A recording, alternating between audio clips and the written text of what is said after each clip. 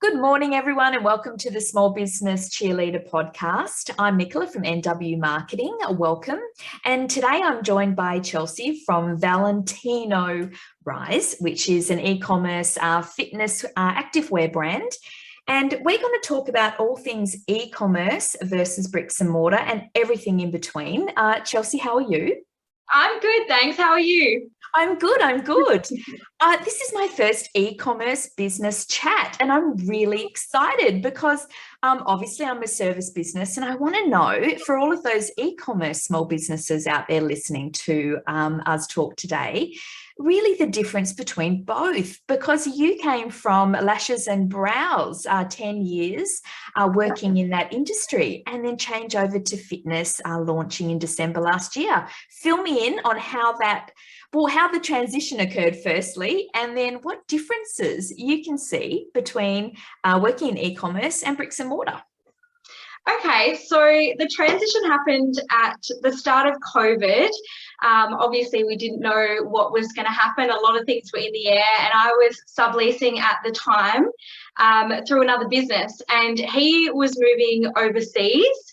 I was going through a breakup. There was just a lot of transitioning happening in my life at that time.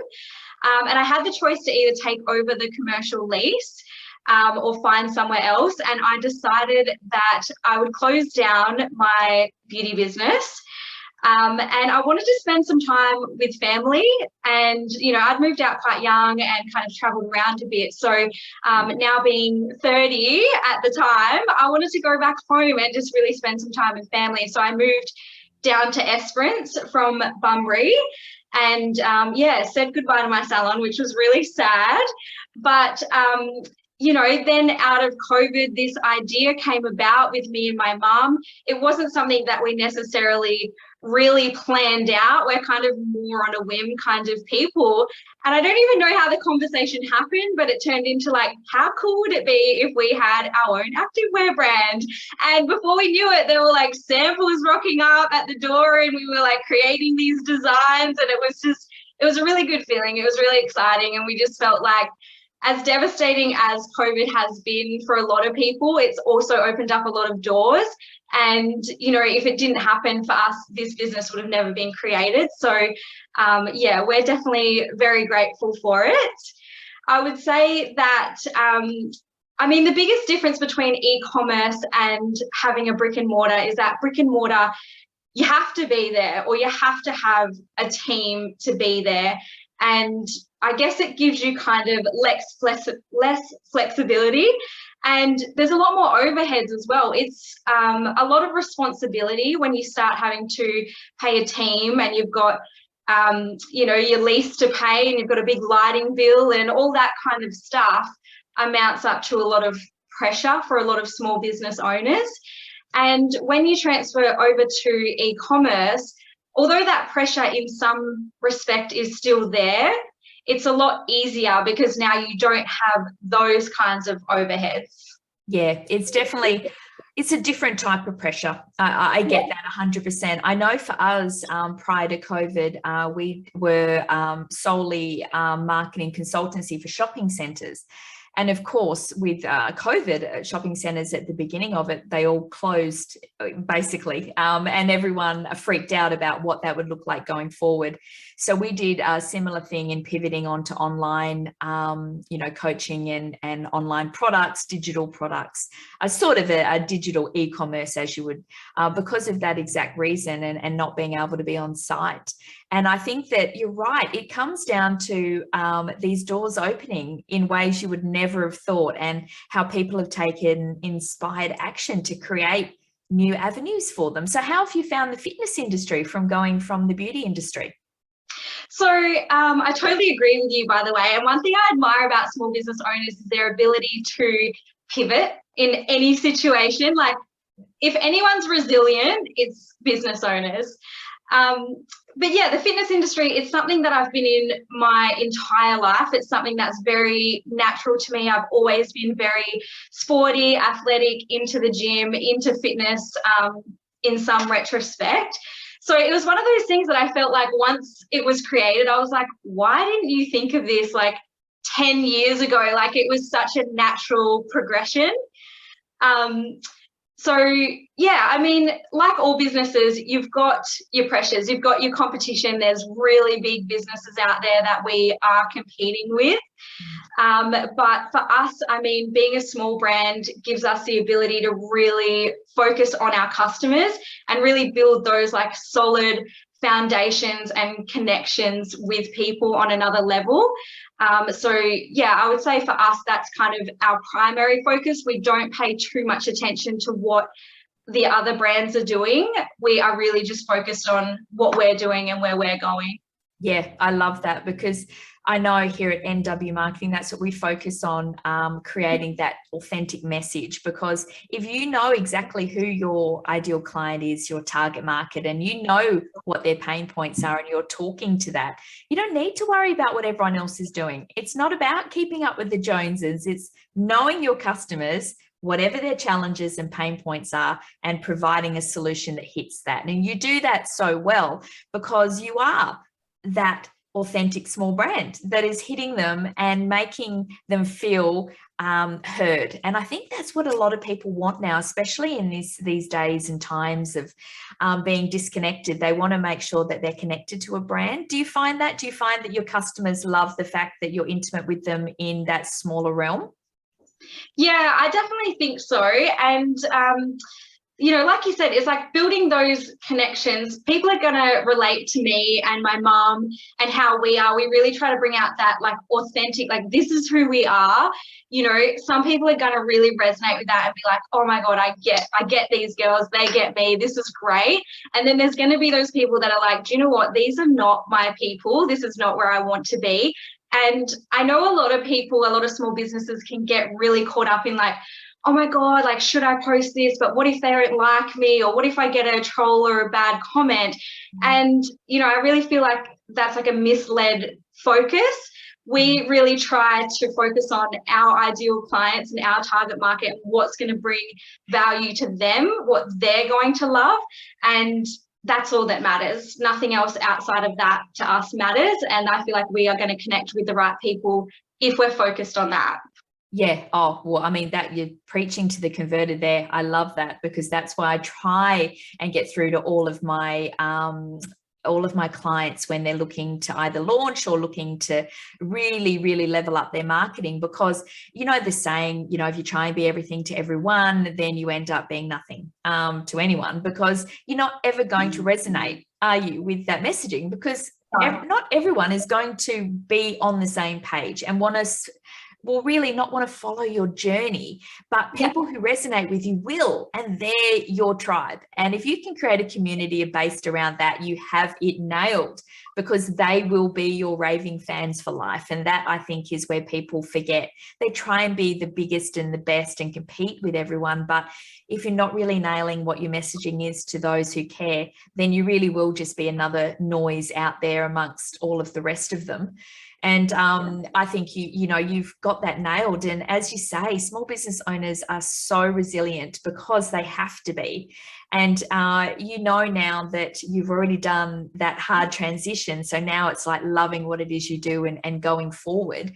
So what are you finding now, the trends in the fitness industry? Are there things that are new, or even trends in e-commerce? Are there new things that you found over the past, nearly year that you've been in it? So in regards to trends, I mean, there is always certain trends, even in kind of like designs in clothing and stuff like that. Like, you see a lot of high-waisted stuff and whatnot. But in regards to trends, we're not really a big fan, because I feel like if you follow the crowd, you're only going to get as far as the crowd's going to go. And as well as that, I feel like a lot of the trends are focused on women's bodies. So they're kind of, you know, a lot of weight focused and stuff like that. And trends, they change, right? 1 minute, like, you've got to be a size 8 because that's what's trending. The next minute you need like a fat booty and some big legs and a skinny waist because that's what's trending. And I hate that mentality. We are fully against like the whole society's expectations on women's bodies. And we really try to encourage more from within, you know, like doing what makes you happy and joyful, finding the training that's right for you. You know, some people are not into the gym, some people are not into weightlifting. So it's really kind of like, for us, helping women find their own purpose, their own empowerment, and having that impact within, and then kind of like having that energy reflect, you know, reflect out of them into the world. So we're trying to focus more on that kind of mindset empowerment over fitting people into being a size 8 or those kinds of trends. Yeah, and that's right. And that holistic approach is always going to resonate more because people can see the transformation in themselves that way. And I think you always, I know myself, whenever you do work out or you do want to do something when it comes to bettering your health, the more you feel like yourself and what you're wearing and the more empowered you feel, it just comes across. If you're feeling like, you know, you're always trying to tuck something in, or you're trying to, you know, be something you're not, you're never, ever, ever going to enjoy what you're doing. And I think your activewear comes across as that bridge for those people that are looking for something to really be just them. And I think that is why you talk so clearly to them. The audience follows you because they know it's not about the clothes, it's about how the clothes impact the person. And you have a vision, which is again something that I resonate with and try and build in people, a vision for what your business wants, you know, what impact it wants to have. And I think that's really important in your messaging. Would you agree with that? Oh yeah, 110%. And I feel like you have to take, you know, your customers or just anyone out there watching you, you've got to take them on that journey as well and really give them an understanding of what you're all about and what you're trying to achieve and what they can get from you. Yeah, because they will follow your journey if you are clear about it. So, you know, if you have, you know, good vision, a good mission and good values, core values for your business, you're going to attract those aligned customers because they're going to see that you are authentic in where you want to go. And I think that people underestimate the power of strong messaging in that regard because people are looking for something to connect with. They want a community that sees them and hears them. And that comes to brands as well, not just your big brands. I mean, your local brands that people want to actually see. And I know that gym goers and yogis and people around the place, everyone's looking for something to connect with. That's why we do fitness a lot of the time, is to find those groups. Yeah, absolutely. And it does. It helps you connect to yourself and it helps you to connect to other people. And yeah, I think if you can really there's a lot of noise, and especially on social media, but we need to be on social media to obviously promote our businesses and stuff like that. But if you can really ignore that to a certain extent and always focus on you and what you're doing and what your, like you said, your core values and your mission and all of that, and really focus on how you can help the people you want to help, then I think those are the solid foundations that are going to get those clients that are just raving fans forever. Yeah, and it just is. It sounds simple, and I know there's a lot of hard work in finding those, you know, finding what it is that is your vision, because a lot of people have very, very simplistic or materialistic or superficial visions. I want to be the biggest, biggest fitness thing in Australia. It's not really a vision that is going to bring people along, is it? It's a vision based on you. Your vision should always be based on the difference you want to see in the world. That's your vision. What is it that you are going to do that's going to make a difference? And then that is your vision that guides you. It's a thing that you're never going to quite reach. It's like the sunrise over a mountain. It looks beautiful, and that's what people aim for. You're never going to reach it, but you always want to be inspired to go along. And then your mission becomes, how are you going to start putting that into place? And underneath that is your core values of what you stand on, the foundations. If you can nail that, there is no stopping you. And I think that that's the thing. You've done that work, and a lot of people haven't. I highly recommend people investigate what that looks like for their business before they start on this journey. But if they're already on it, there's always time to get that involved in your message. Yeah, absolutely. And it's, something that you can always come back to as well. Things might, softly change over time, and that's okay as well. Like as we evolve and we grow, that's bound to happen. But at least coming back to, those core foundations will help you in all of your branding, in all of your messaging, and like, again, being able to connect with people. Yeah. So have you found, now that we're starting to come into warmer weather, have you found that people are starting to come out of their caves and start to realize that they haven't got the gear they need, and you're starting to see a bit of an increase? Because I know I personally, when I see blue sky now, I'm like, oh my God, what am I wearing? I need to get my body outside. If you found a bit of that going on lately? Yeah, we have. We have found that a lot of people are definitely asking us to get some more shorts in because they're ready to start wearing their shorts and stuff again. But yeah, it is. There's always going to be an increase around like summer. People want the colors, they want the shorts, they want the crops, they want the nice summery Instagram photos. So it's always great for us. So we're working on that as we speak. I love it. I love it. Is there anything when it comes to, we'll go back to e-commerce platform for a while. Are there any trials or tribulations as you've set it up? Any recommendations for people who are looking to set up an e-commerce business that you found going forward, whether it be fulfillment, inventory, payment, problems with customers, with the platform? Have you found anything, or if it's been a pretty smooth journey for you? I wouldn't say it's been a smooth journey. Like anything in business, you're always kind of learning, and there's a lot of trial and error with everything. Shopify is a lifesaver. They have just thought about everything you could imagine. So if you do have an e-commerce store, like I truly believe that's the #1 platform to use. They have done a really great job at, they give you a lot of free trainings. So whatever you need, you can just search for it, and I guarantee they've got trainings on it. And I love as well with Shopify, they've got like thousands and thousands of apps. So again, like whatever you're looking to integrate into the store, it's normally made quite easily. I can definitely come up with a list of apps that we use to give you later if you want to put in your show notes and stuff like that. But again, it's been a lot of trial and error. We've had a lot of apps that we've integrated in, and then we've decided, you know what, that doesn't work for us, that doesn't work for us, that's great. And you're kind of just constantly sieving and evolving again in that way. I would recommend building your own site on Shopify because they've made it really simple. A lot of people panic or they outsource it, and I have used other platforms where it's difficult, but Shopify has actually made it really simple to set up your own website. And one of the best things about that is obviously it's saving you money, but then you're learning, so you're constantly able to update things yourself. And obviously when you're selling products, that's something that you're going to need to do. Yeah, absolutely. I've been lucky enough to set up one Shopify for a client, and I 100% agree. It really is a wonderful platform to use, and the back end of inventory and payment is really, really straightforward. So highly recommend that from my end as well. Shopify is awesome. Now, what about things like Instagram and purchasing via the app? Have you investigated anything to do with purchasing via Instagram? Yeah, we do have like our buy option and product options integrated with Instagram, which I think does help. People click on it, they can see the price, the products that we've tagged.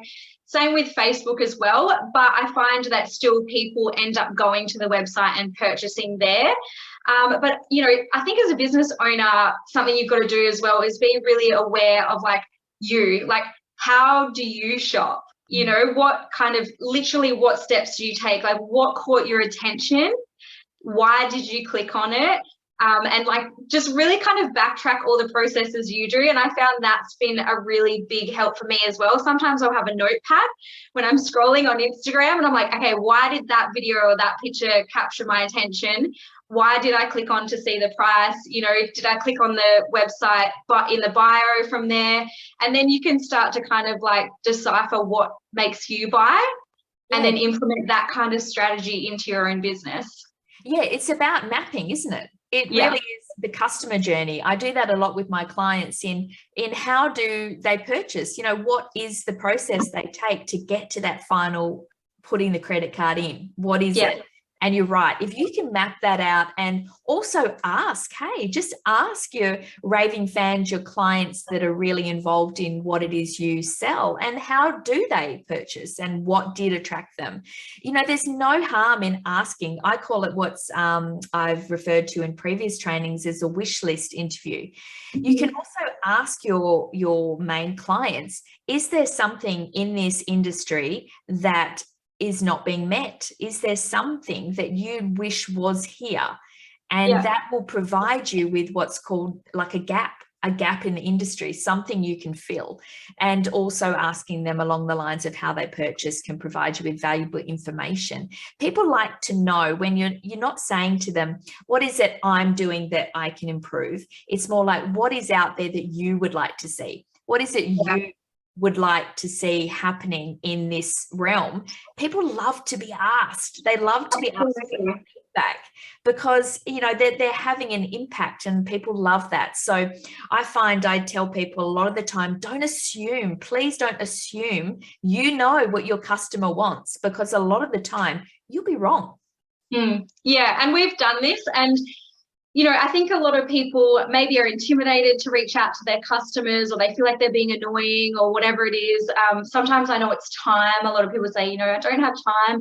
And it's kind of like, yeah, but like these are the foundations. These are the things that if you put time into now will save you time later. And I know for us, I'm really big at reaching out to our customers. So I got on my Instagram and I reached out to 1,500 of our followers, and I asked them a list of questions when we were doing market research. And I got into conversations, obviously, with a lot of them. And from there as well, I was able to tell them about our affiliate program, which ended up getting us about 135 signups of our affiliate program just from having those conversations. But then I also got that valuable feedback. And because obviously I'm only my size, I've only ever been my size. I know what I like and what suits me and fits me and all of that kind of stuff. But I don't know what a lady that is a size 22, what her problems are. You know, I don't know what her insecurities are. There were so many things that women said to me, oh my God, I hate it when this happens. And I'm like, well, I've never thought about that because that's never happened to me. Or, you know, they're like, I love it when, you know, it's this color or it's this or it's that. And I'm like, oh, okay, that wouldn't have been my first choice, but that seems to be a popular opinion now. You know, so many things that I would not have any idea unless I'd reached out and asked these people. Yeah, that is exactly right. I did the same thing with Ideal Client. I do a lot of work with tradies, and of course I'm not one. So obviously, so what I did was I reached out and asked them, I'm looking at doing content for the next month. What are you struggling with? What do you need to know about? And that's where my Lead Generation 101 masterclass came about, and video, because they didn't know about how to generate leads and Facebook and all that stuff, but they wanted to know. So I think that's exactly right. You don't know these things unless you ask, and that opens up DMs and opens up conversations. So I think it's imperative that you're not going to come across as spammy. You just want to ask, you know, hey, I'm looking to find out feedback. Tell me, what is it that you want to see? And you're really asking for them. If they don't want to do it, that's fine, but at least you've asked, and you've been able to, garner as much information as you can, so you can put together your next season line or your next batch of content based on the challenges. And that comes back to the thing of knowing your ideal client. Again, what are their pain points? What are their challenges? If they had a magic wand, what would they want? You know, wave it over to change. If you know that in depth, you'll always talk their language. Yeah. And again, I think it's like that another kind of point where you're building up that connection again, where now people are like, oh, like, you know, this isn't just a team member, even though I know as you get bigger, you obviously need your team members to do that. But, you know, to be the owners and reach out, people are kind of like, oh, okay, like this is actually really nice. Like, you know, I feel a part of this. I feel welcomed. Yeah. And I mean, these are you reaching out to your followers. So you're not spamming people who don't, you know, already follow you or don't have an interest in what you do. So you're making sure that you're listening to them. And again, they're being heard. And that's all anyone ever wants, I think, as a customer, is to be heard. So I think it's really important as you're building a brand in particular, building a startup in that first year, is to make sure that you're having those right conversations. Definitely. Yeah. It's amazing.